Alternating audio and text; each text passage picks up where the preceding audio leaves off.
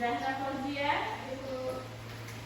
Kita doakan temannya yang sakit semoga cepat sembuh. Amin.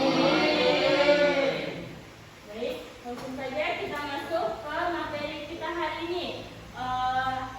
Hari ini kita belajar dengan materi peran dan lembaga sosial dalam pemanfaatan SDA dan SDM. Minggu kemarin ada yang ingat kita belajar materi apa? Sumber daya manusia. Minggu kemarin kita sudah belajar sumber daya manusia.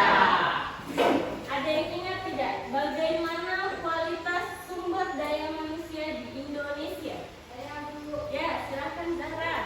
Kualitas sumber daya manusia bertingkat SDM Indonesia masih relatif rendah dibandingkan negara-negara lain di Asia Tenggara, terutama dalam hal daya saing dan indeks pembangunan manusia.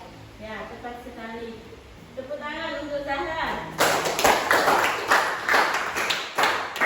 Namun, Ibu tambahkan, terdapat peningkatan dalam peringkat daya saing sumber daya manusia di beberapa tahun terakhir ini. Jadi yang dulunya rendah, sekarang sudah mulai meningkat.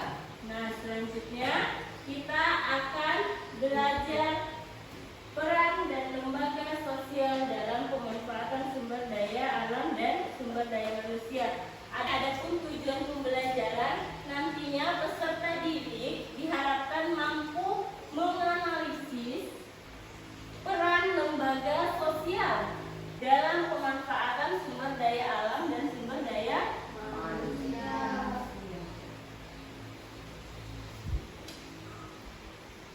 Terus nanti materi yang akan kita pelajari yaitu ada 3. Yang pertama, apa yang dimaksud dengan lembaga sosial dan bagaimana peranan lembaga sosial dalam pemanfaatan sumber daya alam. Terus yang ketiga, bagaimana peranan lembaga sosial dalam pemanfaatan sumber daya manusia. Di buku kalian coba diperhatikan, di buku pelajaran kalian diperhatikan. Di situ ada motor dan maaf ya gambarnya jelek. Di sini ada motor dan orang mengemudi. Bagaimana cara motor itu bergerak? Ada yang tahu?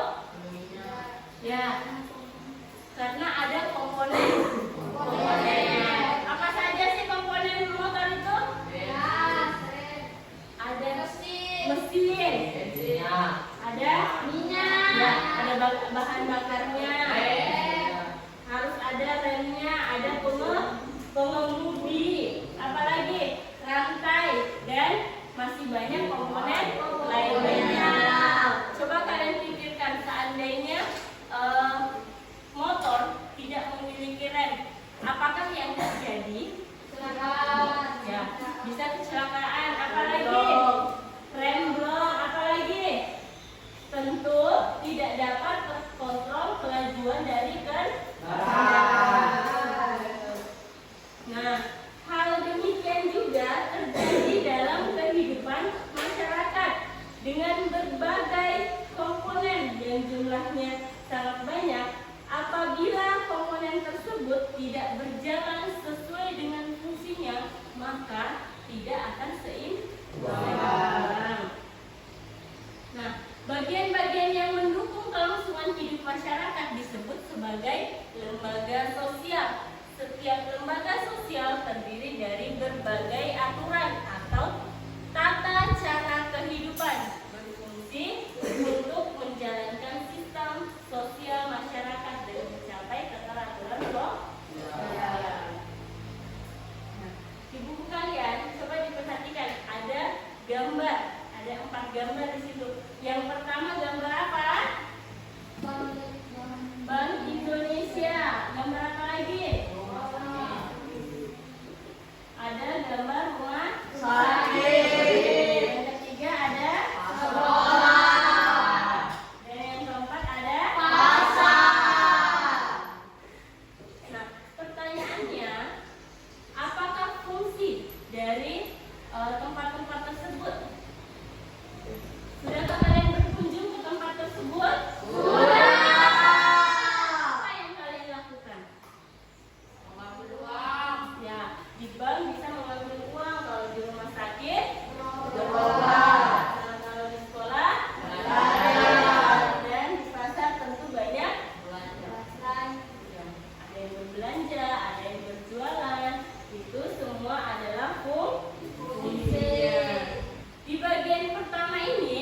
kita akan belajar apa yang dimaksud dengan lembaga sosial. Sudahkah kalian tahu apa yang dimaksud dengan lembaga sosial?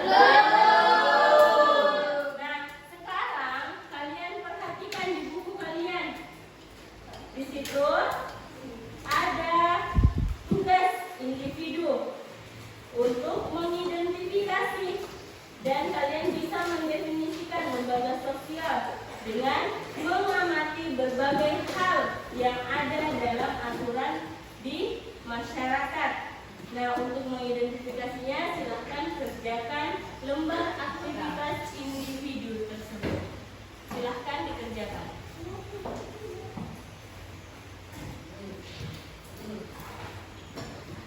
Sudah selesai?